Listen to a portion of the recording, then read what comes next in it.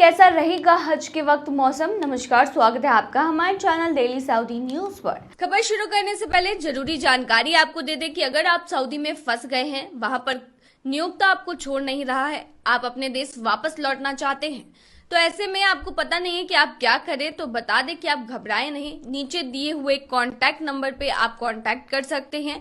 वहां से आपको जो जरूरी हेल्प है वो मिल जाएगी। कानूनी प्रक्रियाओं के तहत सारी कार्रवाई करके आपको महज 3 से 4 दिन के अंदर खरूज लगाकर वापस अपने देश सही सलामत पहुंचा दिया जाएगा। तो दिए गए नंबर पर आप संपर्क कर सकते हैं। सऊदी अरब के राष्ट्रीय मौसम विज्ञान केंद्र ने हज के बारे में बड़ी घोषणा की है।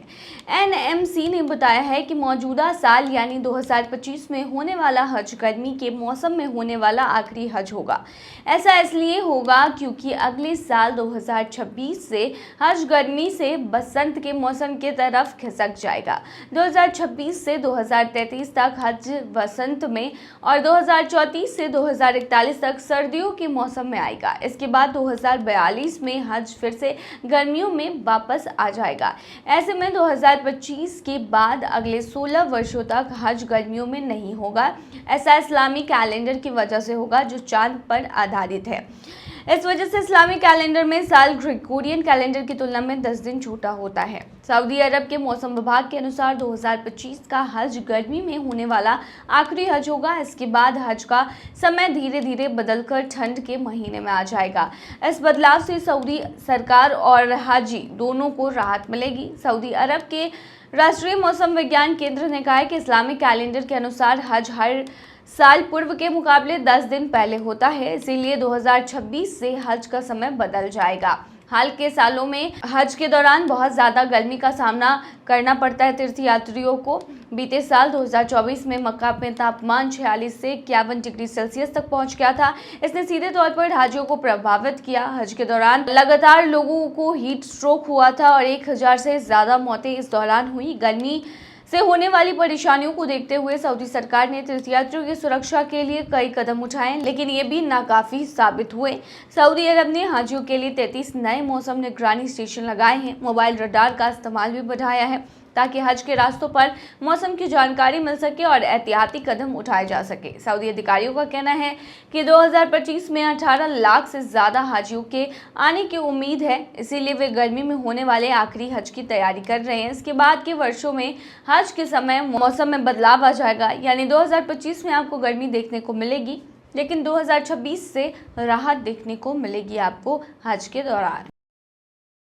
सऊदी के शख्स को कहा ना तो एक्ट्रेस को रातों रात उठा ले गई पुलिस। बांग्लादेशी मॉडल और अभिनेत्री मेघना आलम को ढाका पुलिस ने 9 अप्रैल की रात को उनके घर पर छापेमारी करने के बाद गिरफ्तार किया है। उन पर सऊदी अरब के साथ बांग्लादेश के कूटनीतिक संबंधों को खतरे में डालने का आरोप लगाया गया है। मेघना 2020 में मिस अर्थ बांग्लादेश का खिताब जीत चुकी हैं। उनको विशेष अधिकार अधिनियम स्पेशल पावर एक्ट 1974 के तहत हिरासत में लिया गया है। बांग्लादेशी मॉडल और अभिनेत्री मेघना आलम को ढाका पुलिस ने 9 अप्रैल की रात को उनके घर पर छापेमारी के बाद गिरफ्तार किया है। उन पर सऊदी अरब के साथ बांग्लादेश के कूटनीतिक संबंधों को खतरे में डालने का आरोप लगाया गया। बता दें, मेघना के पिता बदरुल आलम ने दावा किया है कि उनकी बेटी का एक सऊदी राजनयिक के साथ संबंध था, जिसने शादी का प्रस्ताव रखा था। बदरुल के अनुसार मेघना ने यह प्रस्ताव ठुकरा दिया क्योंकि राजनयिक पहले से शादीशुदा है और उसके बच्चे हैं। उन्होंने आरोप लगाया कि इसके बाद राजनयिक ने बांग्लादेशी अधिकारियों से मदद से मेघना को चुप कराने की कोशिश की है। इस गिरफ्तारी ने बांग्लादेश में विवाद खड़ा कर दिया है। मानवाधिकार संगठन एमनेस्टी इंटरनेशनल ने इसे निंदनीय बताते हुए मेघना को या तो अंतर्राष्ट्रीय स्तर पर मान्य अपराध में आरोपित करने या रिहा करने की मांग की है।